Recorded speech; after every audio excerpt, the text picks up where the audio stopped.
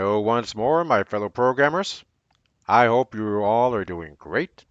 I'm very happy because we're about to start our programming for our more than 100 processes or exercises within our Animator PLC. You guys have no idea. This is basically forced that you learn this process. Whoever got to this point and doesn't have our previous knowledge for PLC, you're in good hands, guys. Because then they're not going to stop you from programming. So we're going to start taking up our analog or digital systems for our PLC. For example, for our presentation, we're going to analyze examples for inputs, outputs, signal types within our Animator PLC. So we know that they're real processes and they're going to take more importance outside on the field. So first off, we're going to start receiving analog signals within our PLC environment.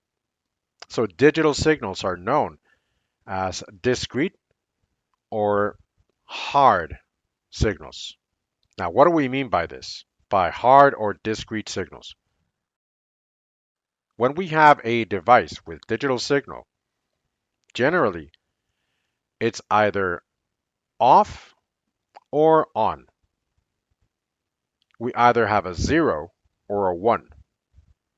So in digital signals, it's not allowed to have half.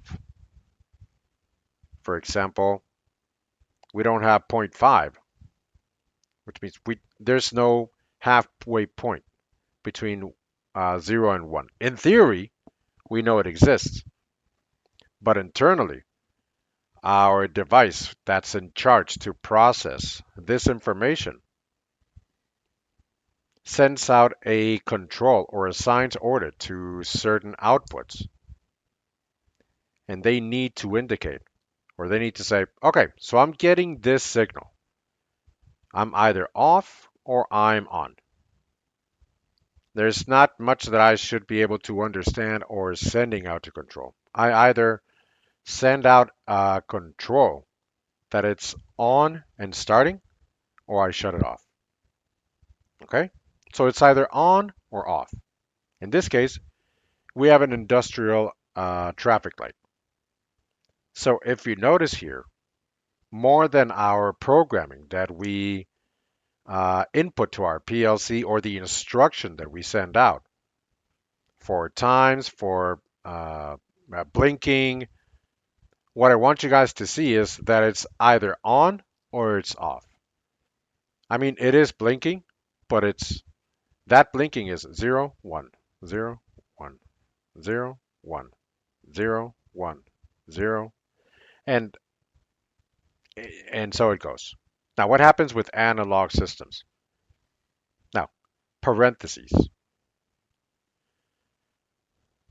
Is the right term analogic or analog systems? First off, both words come from the same root, which is analogous or analogos. Comes from Latin. And analog is used more for like European Spanish-speaking countries. Now, I've also said as analog signal, and people understand me perfectly. Both are correct. Now, what we were saying. It is the gathering of data, continuous data, in this case, through time. Okay? Now, we very well cannot indicate that it's either on or off. Here, it's backwards. Here, we have a range, sorry. In this case, let's suppose voltage to control our lamp. Okay? And we were saying in our digital part, we can assign halfway numbers. It's either a 1 or a 0. And here, we can do that because we can say, well, we have a limit an upper or lower limit. Okay? Now, based on that limit that you are programming, we're going to have a certain range or reading for signals. If our signal reading indicates half of that range, then I'm going to assign certain voltage that I'm going to program. Or depending on what we want to do within our PLC as to our PLC as programming. So in this case, you're going to power on, or you're going to learn, or sorry, light up to the halfway voltage for this lamp. Now we use a control device, which are dimers in charge of regulating voltage. So our PLC has in its outputs certain functions so that we can regulate that voltage. Okay? So we have digital outputs or analog outputs. So if I send one voltage to my digital output, I'm going to completely power it on. If I send it now, half of its capacity for our voltage for that analog output. Now let's suppose that I have this lamp that's connected, and this is going to be powered on halfway through its capacity.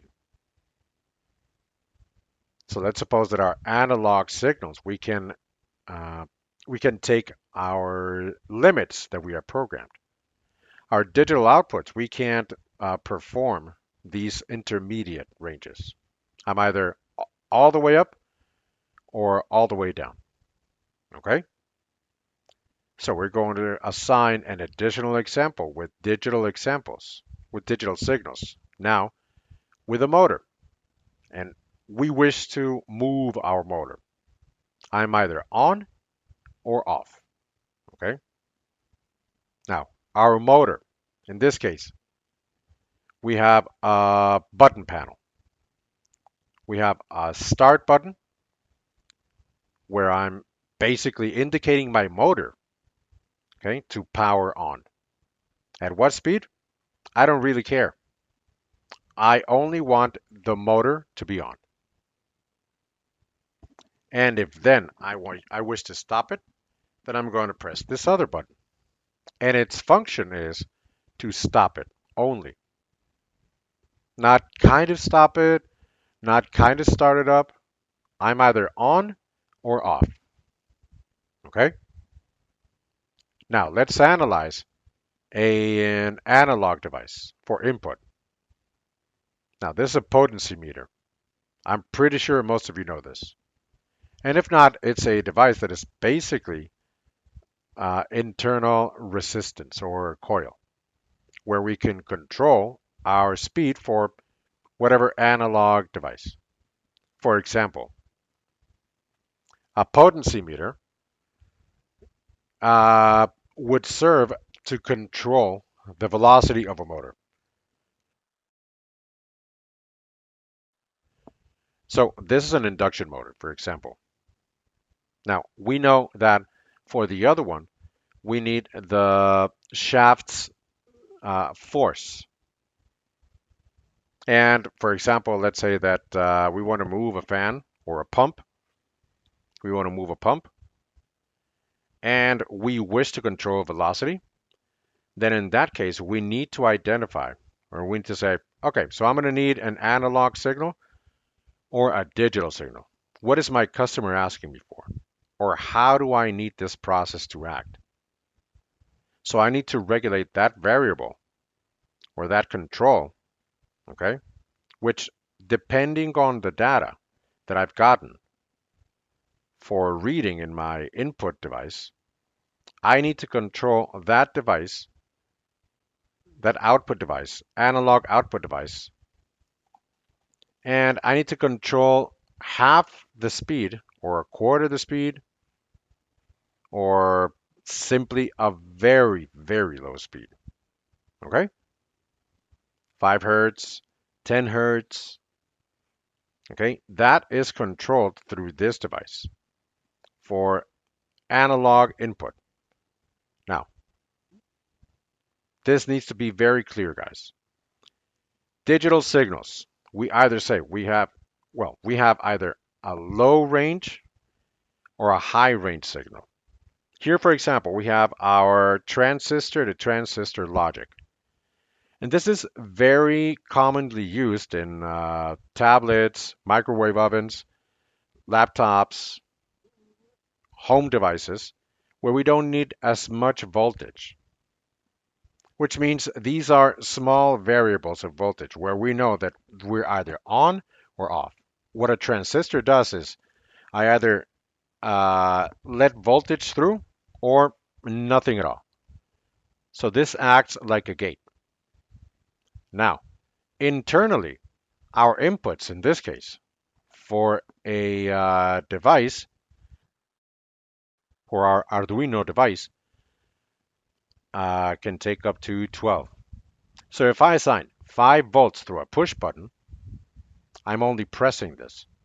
Now, if I press it, I'm allowing the voltage flow. If I get that voltage in my input and I program it that it says, well, if I get the voltage in a zero input, I wish you to send, let's say, sorry, to my output number 4. Okay, that voltage is going to be 5 volts, which is what's going to be powering on. I'm not going to send 2 volts. I'm not going to send 3 volts or even 4 volts. The closest to these volts that the manufacturer is asking me for. So I'm able to turn on my output. Okay. So on the right side, we have a left, and we're controlling this. And this is an output. Actually, our output here is connected to our pin 8. So this is more for domestic use, not so that it's working 24/7. So for this is what we're using other devices for digital outputs in our PLC environment. So from 0 to 24 volts. So then I add this comparison so that you guys don't get confused and say, well, I saw this while in school or in a workshop. I know the difference and I know how to program it. If you've seen basic things related to electronics, remember, industrial automation is something a little bit more robust. So therefore, it's important to be able to identify these characteristics between devices, low tier devices, or whether they're low tier PLCs. That now there's a difference. Now on this side, there's a light, it's off. If we have 0 volts, this light is going to be off. So we send or receive 24 volts, and then this light is going to power on. If it's on, then that means that I'm going to get a 1. Now, what do you do? What do you want to do with that 1? So with that magic, it's going to be, we're going to have that condition to run whatever condition. So we're going to analyze our analog signal, voltage range, from 0 to 10 volts. Now here we have a device, an input device, which is a temperature sensor, which is not very well perceived, but it has its range here, 0 to 10 DC. And then further down, we're going to analyze our conditions and our sensor types. For example, if we analyze our temperature sensors, we're going to see the thermocoupling. And what types of thermocouplings are there? the J type, or what types are there. So we're going to analyze them more technically because now we wish to program and we wish to start resolving exercises or solving problems. This is something very common, but I promise you guys that further down the course, we're going to analyze all this information more technically. Now, again, this is what I say. We're going to analyze this a way that this all makes sense and that it clicks in our mind so that we start developing more complex issues.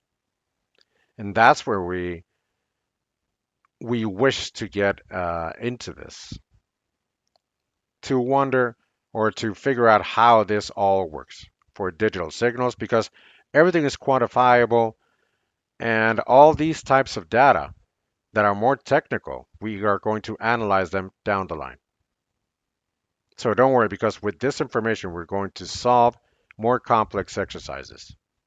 And that's where ultimately our companies are going to pay us. Now, our most common current range is 4 to 20 MAs, which is milliamps. Okay? We can also get voltage, or through that sensor in this case, for temperature, or we can also get current. Now, what's this going to depend, whether we get voltage or current? It's going to depend on our design, where we start programming or identifying the devices that this process has. Sometimes we get to the plant or the manufacturing plant, and they already have their transducers that have already been defined. And these are already set on the field, ready to be programmed or configured. And that's where we configure and we connect it to the input module or our PLC if it's embedded.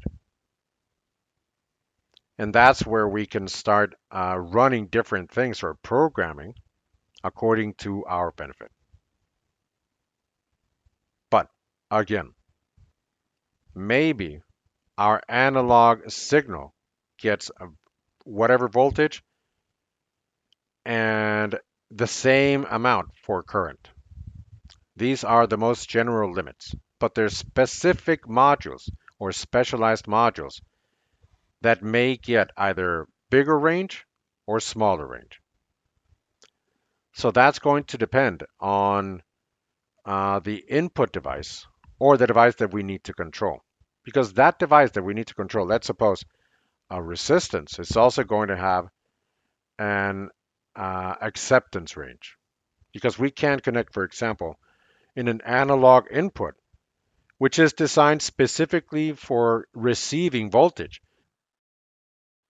We can't connect a current sensor because it may not work or we may even burn it out. Okay, so we need to be very careful with this. Okay, so for our next module, it's going to make a little bit more sense what we're talking about because we're going to talk a little bit more about our connections and our PLC connections so that this makes sense. Okay, now having concluded and to be able to understand better our concepts, we said our voltage range for digital PLCs from 0 to 4 volts. If I have 24 volts, if I get 24 volts, it's going to be on, which in this case is going to ask us the box is either detected or present. And if we notice, if it detects our sensor, it means that in my case that I programmed, that there is an object present. I don't know what it is. In this case, it's a box.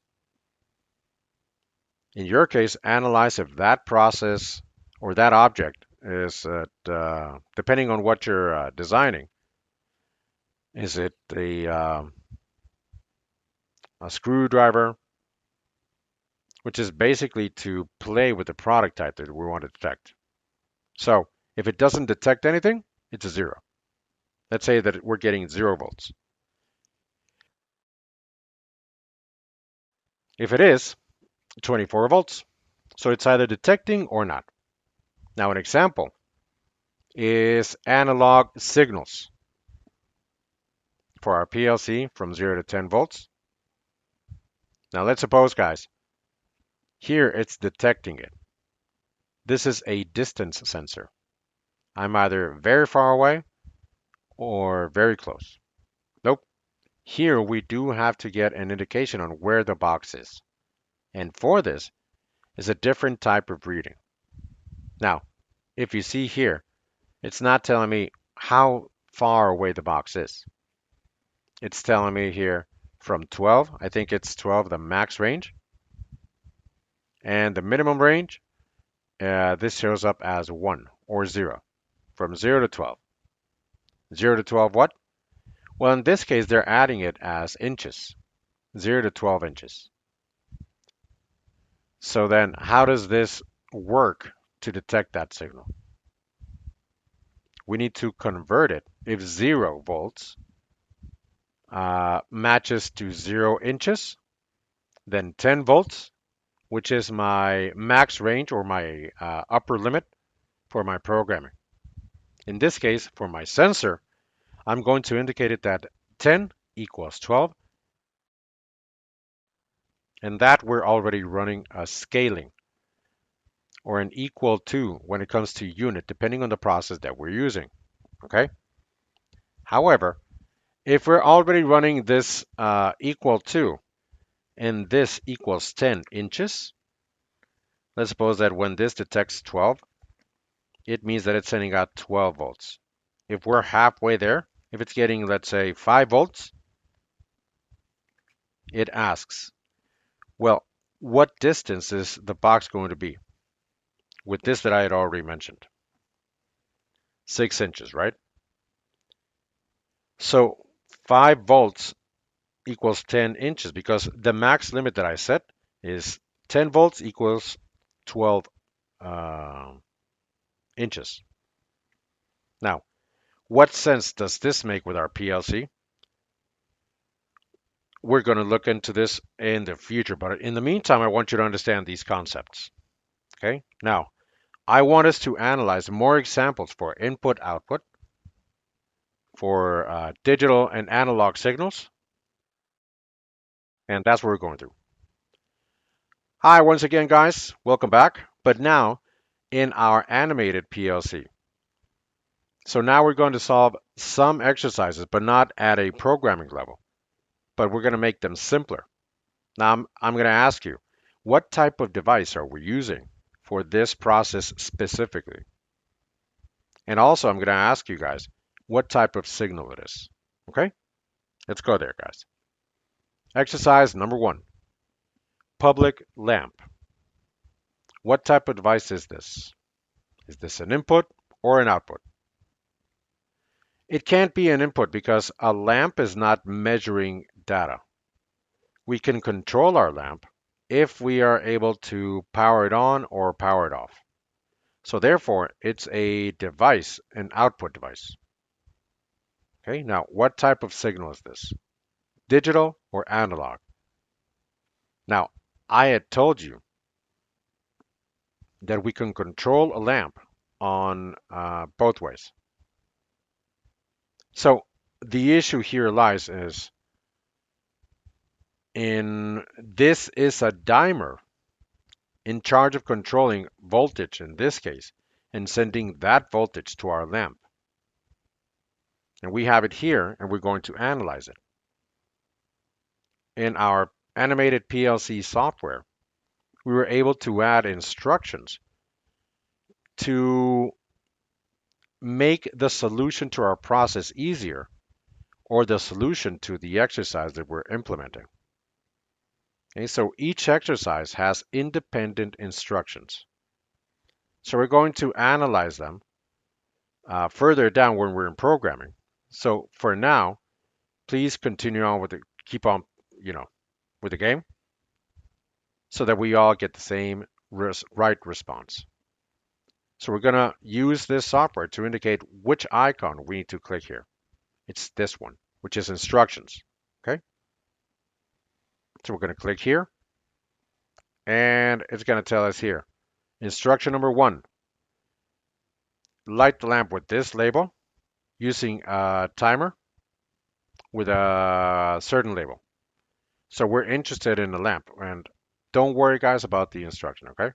So turn the lamp on. It's not indicating a timer device. Power off the lamp, step number 2 for 3 seconds using a timer with this label. Instruction number 3, repeat steps 1 and 2 3 consecutive times. We don't have any timers here, okay? So this is a digital output, okay? Everything that we had seen before has a reason why. And now we're combining these two topics analyzed previously for input and output, and now we're combining with digital analog systems, signals.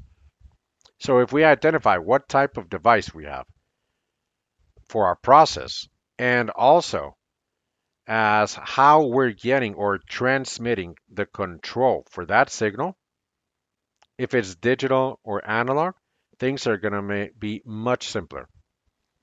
Programming is going to be much simpler when identifying these types of components.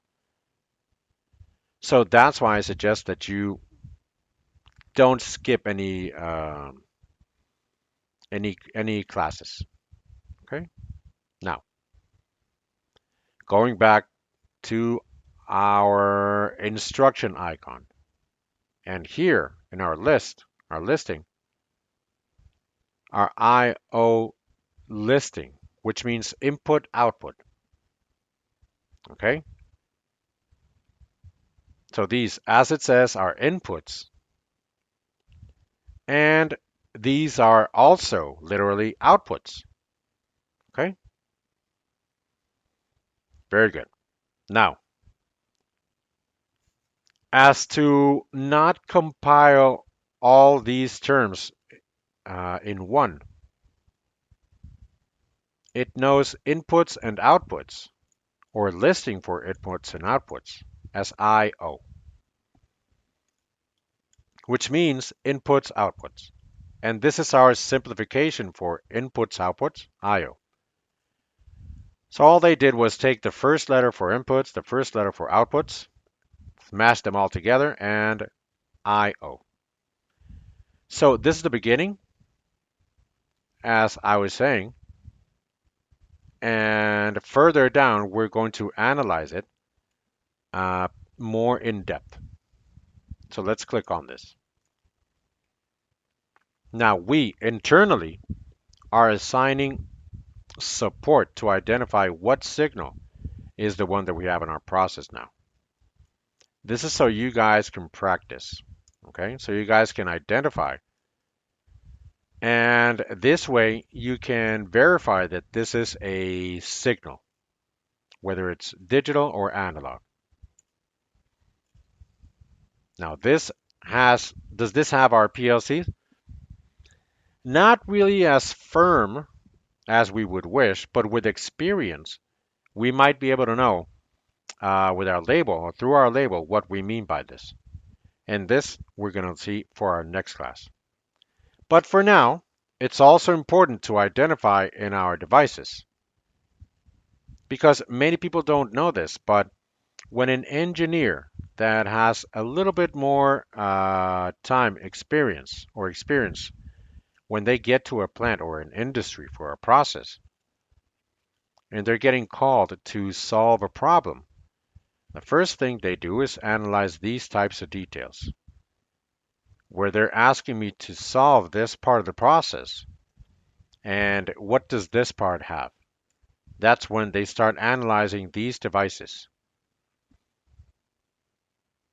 And if the signal is, if it's getting the type of signal or what type of signal it is. So these are very basic things, which are the basis for more advanced things in the future. Now, as we see here, these are physical outputs, and we're going to see this when we get digital memories.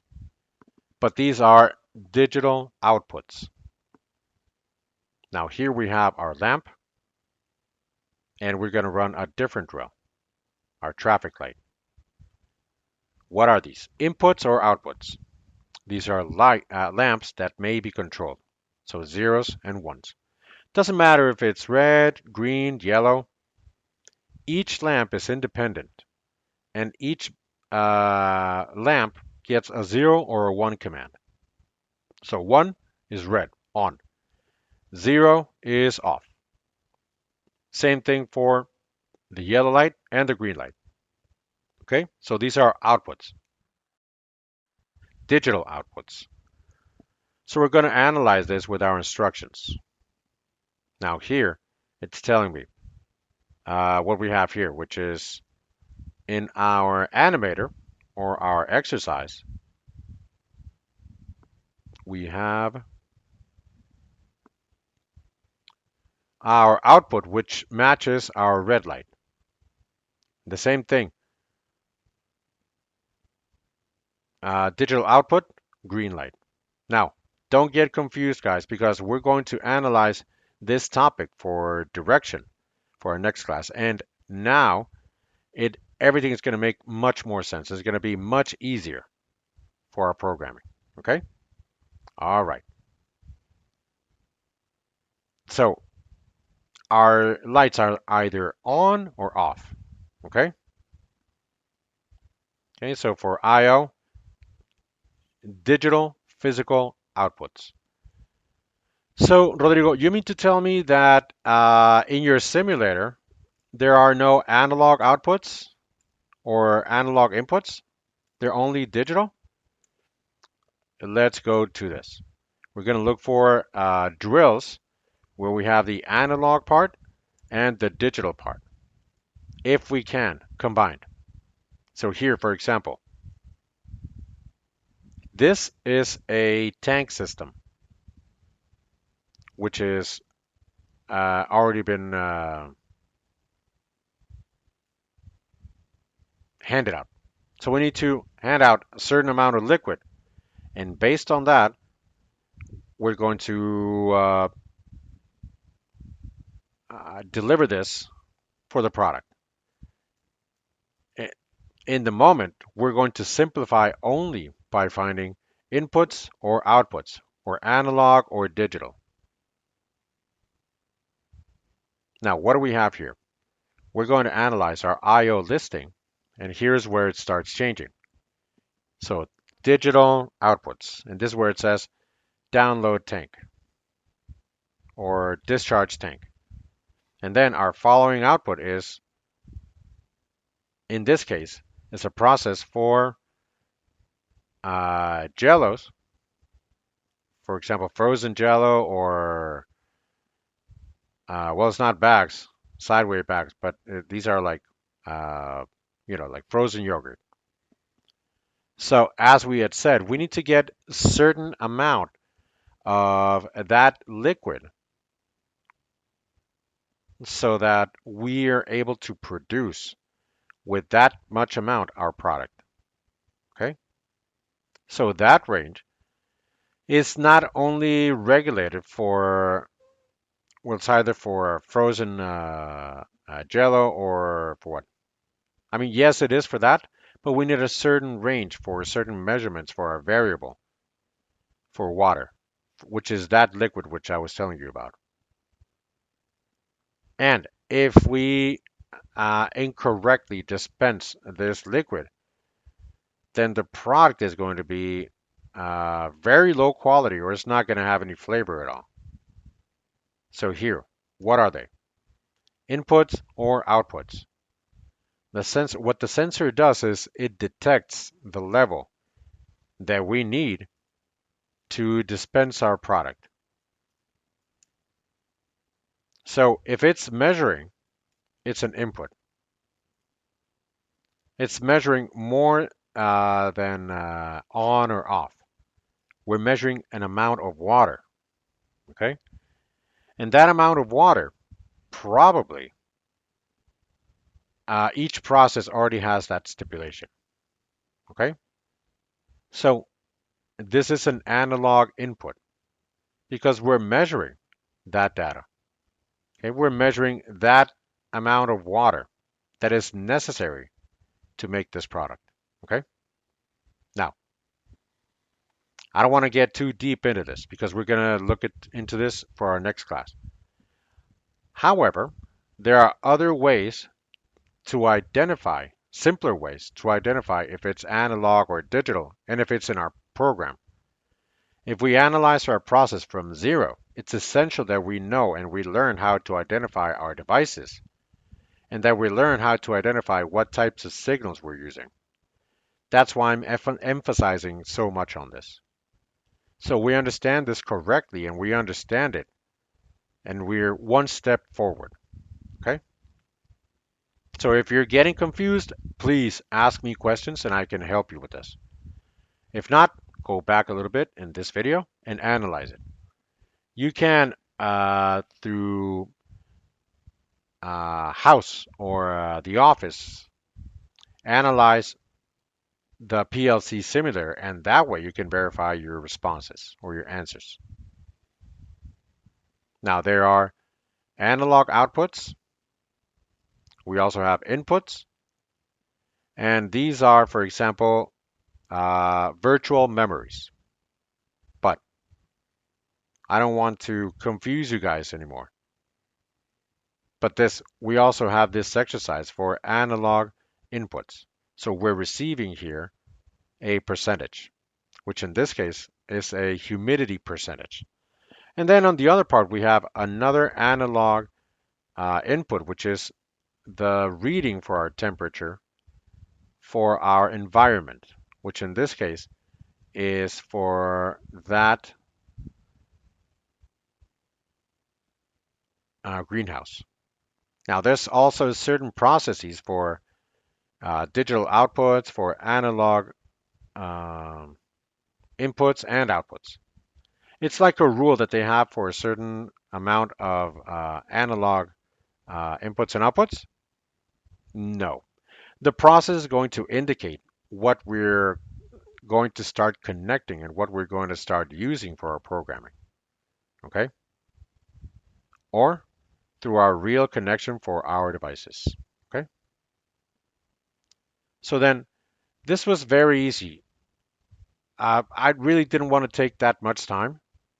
So I propose after this class, for future updates, we're going to leave exercises that are interactive, solve them, and you're going to start getting graded on these. And that we're going to start, you guys are going to start increasing your level as programmers within our animated PLC. Okay? And also, I recommend you guys go around the application, try to analyze these types of tags. These are our tags. Okay? If there are labels or tags, this means that they are devices. You guys need to learn to identify them. They're either digital or analog. So basically, this would be it for this class. Did you guys like it? So we're going to analyze for our next class components for our PLC, and we're going to start analyzing our components at a programming level, which in this case, we're going to learn how to identify inputs and outputs, how to indicate or how to tell our PLC that if we have this device, how do I how do I tell you that this is an input or output? We're going to learn to talk through our PLC language, which is laddered language. So thank you guys for your time, and I'll see you on our next class. Big hug, guys.